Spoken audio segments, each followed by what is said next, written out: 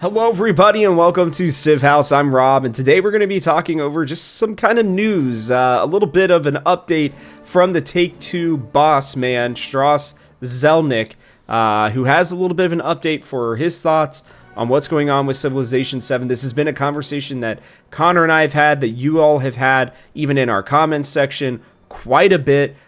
There's a lot of things kind of in this very short article here that I found on IGN that I thought were kind of worth discussing, going over. You guys are awesome and you generally have some really good thoughts as well.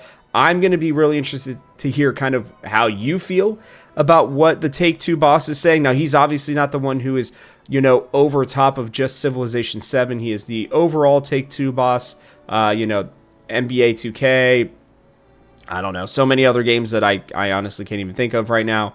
I think even Borderlands is Take-Two, right? That series. So a lot of different series, and he's talking about specifically, they're going to have their financial report coming out. So we're going to see kind of how Civ 7 did, how the DLC might have done.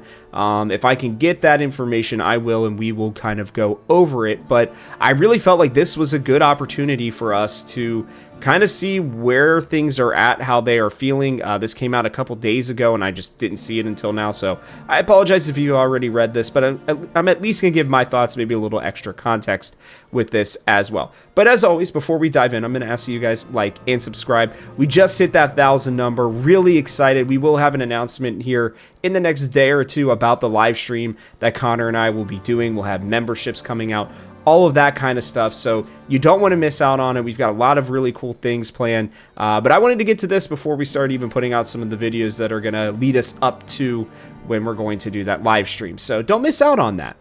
Let's get into this though.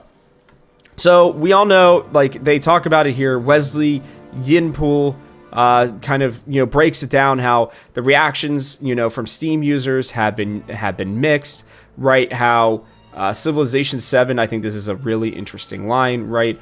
Finds itself in the inevitable situation of having fewer players on Steam than Civ 6 and even the 15-year-old Civ 5. Civ 5 stand up. I know that I love both of these games quite a bit. I've got, thousands of hours in both of them. And Civ 7's Steam performance does not paint the entire picture, of course. The game launched on PlayStation, Xbox, Nintendo Switch, even obviously on Meta, right, as well. So, or MetaQuest, yeah, MetaQuest, that's what they call it now. But it's bread and butter's PC, and Civ 7 is clearly struggling. That's where we are, at least me and myself and Connor. I know a lot of you guys are console players as well. I don't know if maybe people feel the same way on console as a lot of us PC players do, but from what I have heard and seen, a lot of people, even a lot of you, are just excited for the Nintendo Switch 2, which should bring about a lot of changes and help. But you think then that Firazis Parent Company wouldn't be pleased, but apparently, according to Strauss Zelnick, the CEO, and the latest financial results, he was thrilled with Civ 7 so far. I'm going to give you some context on that. Now, this is CEO type talk. This is C-suite type talk from a guy who is probably trying to, pump this game up a little bit. Also, it may be a guy who they have certain like metrics and numbers that they know, like when a Civ game specifically launches, right? It has a long life cycle. It's not just its launch that's going to determine whether or not this game is going to make it. And we've seen that with the last two, specifically with 5 and with 6, where these games at different sales and new DLC being added and the games being updated have found more of a home, and people have really come to love them and all the changes that they brought with them, right? So there's a chance that the metrics, the sales numbers that they hit across all platforms probably exceeded their expectations from the start. So he probably is thrilled about this. He said, "I'm thrilled with Civ 7 so far." Again, however, there were some issues initially, and our team at Firazis has done a great job addressing those issues. There's more work to be done. I'm optimistic that work will be done and will suit customers, and ultimately we will have a very successful title on our hands. So here's what I'm talking about. He is thrilled so far. They have hit their numbers. They're very happy with that. Then he addresses that there are issues They're doing a good job addressing those issues. I would generally agree with that. I think most of you would as well. Some of these things shouldn't have taken as long as they have, but I think that they're attacking this in earnest, and I think that that's really good. They're being very intentional about each of the things that they're doing. There's more work to be done. We know that.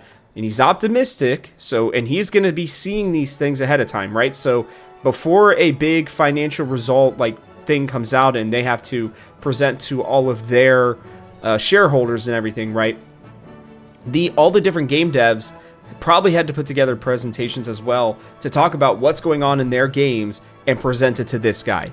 So he's probably seen what's coming. That's good that he is being optimistic. He thinks it's going to be suitable for us as customers, and that they're going to ultimately, meaning they don't have it yet, but ultimately it will be a successful, very successful title on our hands. So look, Civilization games have done very well for a long time. This is one that I think has been met with a lot more scrutiny because there are a lot more eyes on it, right? There are a lot more people who have played the game. I remember back, with Civ 5 days, even with Civ 4 and 3, I would rarely meet, people who would play these games, just out in the natural world. But, as time has gone on, there have been more and more people who I know. A lot of my friends have now played these games, even ones who I would never have expected. So I think there's just a lot more eyeballs on it, and we expected a lot more, and they didn't deliver this time yet. So they're working on it, and I think that that's good, but these are important words that are coming out. Zelnick then pointed to Civilization franchise's tendency to have a long sales cycle. Yes, just what I talked about. At least compared to many other games, and his belief is that Civ 7 will follow suit. The history of all the Civilization releases is that initially some of the changes that we make cause consternation among our consumers because they love the Civilization franchise so much, and then people realize, oh, this really is an improvement, and over a long sales cycle, we do really well. I think that's what will happen here too, but undoubtedly, we had some issues in the beginning, which we've addressed partially and continue to address. Again, great political speech here where he is kind of, being a little bit vague, but again, he's absolutely right. Over time, these games have sold very well. I think that's what's going to happen here as well. The fact that he's happy at the start means that he really believes that this will continue to grow over time.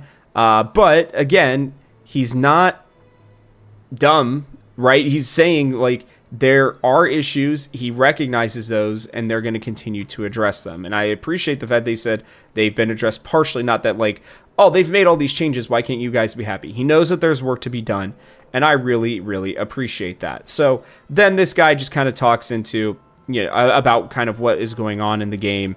Lack of map variety. There have been issues with that. They've also, launched on VR with the MetaQuest 3, like I talked about, and they're getting ready for the Switch 2 port.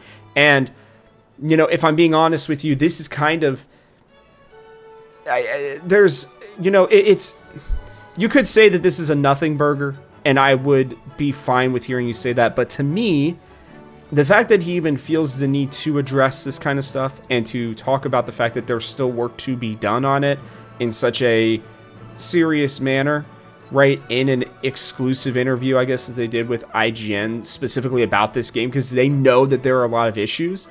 I think that that's a good sign. I think they're going to continue to push forward with it.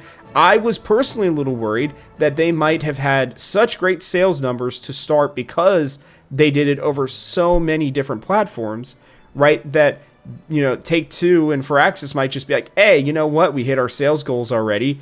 Let's just kind of churn stuff out at our leisure. This does not feel that way. The devs have not made it feel that way. And this, I think optimistic is the word that I am personally feeling. I'm highlighting it here for you. That's the word that I am feeling with this. I am hopeful that you guys will be as well.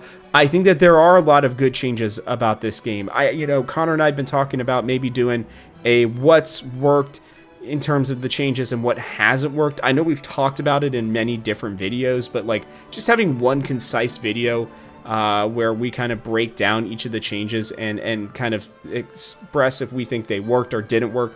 Let us know if you guys think that would be something that you would enjoy, that you would like. But I do really feel that they're right. I'm excited to see kind of what we're going to be getting in June. in that rumored, update that's expected to come in early June. I'm excited to go over it with you guys. And I'm hopeful that you guys are still, sticking with us and feeling like, Civ 7 is going to continue to grow and become an even better game than it already is. So let me know, like I said, as always, what you guys think about that. But that is going to wrap it up for us on this Civ House video. So from our house to yours, thanks for watching, and we'll catch you on the next one.